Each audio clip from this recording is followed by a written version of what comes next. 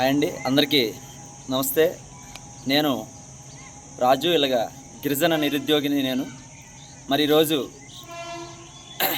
అంటే రేపటి రోజు ఆగస్టు 9వ తారీఖున ఆదివాసీ దినోత్సవం రోజు మరి ఇలాగా మన ఆంధ్రప్రదేశ్ సీఎం అయినటువంటి చంద్రబాబు నాయుడు గారు మరి పాడేరు వస్తున్నందుకు ఒక నిరుద్యోగిగా మేమందరం కూడా చాలా సంతోషంగా ఉన్నాం. ఎందుకంటే ఈనాడు మేము ఫైట్ చేస్తున్నటువంటి జీవో నెంబర్ 3 కోసం మరి ఏమైనా మాకు అనుకూలంగా సానుకూలంగా ఏమైనా జీవో నెంబర్ 3ని పునరుద్ధరణ చేస్తూ ఒక మంచి వార్త అనేది చెప్తారన్న ఆనందంతో ఉన్నాం. ఎందుకంటే గిరిజన ప్రాంతాల్లో మేజర్గా ఉన్నటువంటి సమస్య జీవో నెంబర్ 3, అలాగే 170 యాక్ట్ కానీ ఇవే ఉన్నాయి. కావున ఈరోజు మా పండగ రోజు మరి మా ప్రాంతాల్లో వస్తున్నారు. కావున తప్పకుండా మాకు సానుకూలంగా ఏదైనా మంచి శుభవార్త చెప్తారని మేము అనుకుంటున్నాం. మరి ఇలాంటి పరిణామంలో ఈరోజు ఉన్నటువంటి వైసీపీ ప్రభుత్వం మరి చూస్తున్నాం.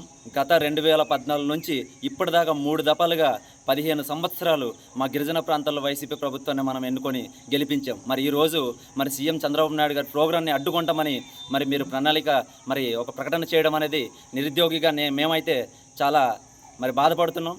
మరి దీనికైతే మేమైతే ఖండిస్తున్నాం. మరి ముఖ్యంగా ఈరోజు జీవో నెంబర్ 3 కోసం చాలా యుద్ధాలు, చాలా ధర్నాలు, చాలా ర్యాలీలే చేస్తున్నాం యువత అంతా కూడా.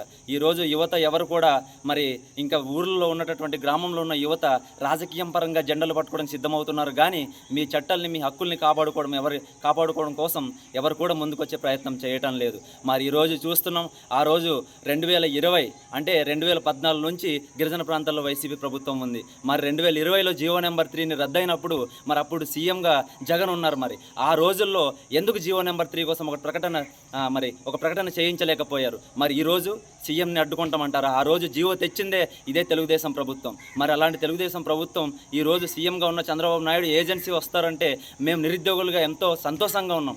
ఎందుకంటే మాకు సానుకూలంగా జీవో నెంబర్ 3కి బదులుగా ప్రత్యామ్నాయ జీవో ఏమైనా తెస్తారేమో అన్న ఆనందంతో మేమున్నాం. ఆయన రాకను మేము ఎదురు చూస్తున్నాం. మరి రోజు అలాంటి విషయాన్ని మీరు అడ్డుకుంటామంటే దానికి మేమైతే తీవ్రంగా ఖండిస్తున్నాం నిరుద్యోగులుగా. దీన్ని మరి మీరు కూడా ఆలోచన చేసి మరి రాజకీయ పరంగా మీరు ఎజెండాగానే పెట్టుకొని మీరు పనిచేస్తే మాత్రం పద్ధతిగా ఉండదు. దీన్ని మేము నిరుద్యోగులకు కూడా హెచ్చరిస్తున్నాం.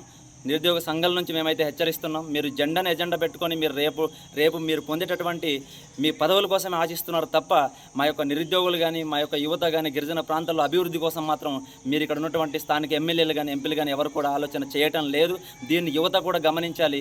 యువత కూడా మీరు చాలా మూర్ఖంగా ప్రయత్నం చేస్తున్నారు. చాలామంది యువత పార్టీ జెండా పట్టుకోవడానికి అయితే సిద్ధంగా ఉన్నారు. కానీ ఇలాంటి జీవో నెంబర్ 3 కానీ, 170 యాక్ట్ కానీ, అటవీ హక్కుల చట్టం 2006 కానీ వీటిని కాపాడుకోవడం కోసం మాత్రం ఎవ్వడు కూడా ముందుకు రావటం లేదు. దీన్ని కూడా పరిగణన తీసుకొని మరి మేము 8వ తారీఖున పాడేరులో చేస్తున్నటువంటి భారీ ర్యాలీకి మరి ఈ ఆగస్టు 8వ తారీఖున అనగా రేపే మేము చేస్తున్న ర్యాలీకి కూడా ప్రతి ఒక్కరు కూడా తండోపతండాలుగా గిరిజన యువత 50 మంది నిరుద్యోగులు అందరూ కూడా కదిలి వచ్చి ఈ జీవో నెంబర్ 3 కోసం, అలాగే 170 యాక్ట్ కోసం మేము చేస్తున్నటువంటి ఈ ధర్నకు, ఈ భారీ బహిరంగ సభకు మరి మీరందరూ వచ్చి వేలాదిగా వచ్చి జయప్రదం చేయాల్సిందిగా కోరుచున్నాం. మరి ఇది ఎప్పుడైతే మనం ఈ యొక్క ధర్నాని భారీగా చేశామో, మనం ఎప్పుడైతే ప్రెజర్ని పెట్టామో, మరి ఎల్లుండి చంద్రబాబు నాయుడు గారు మన సీఎం గారు వస్తున్నారు. కావున మమ్మల్ని మరి మా బాధను మీరు విని, మరి చంద్రబాబు నాయుడు గారు విని మాకు పాజిటివ్గా ఏమైనా రెస్పాండ్ అవుతారని చెప్పి మేము నిరుద్యోగుల నుంచి అయితే మేము ఆశిస్తున్నాం. థ్యాంక్ యూ అండి. Thank you very much.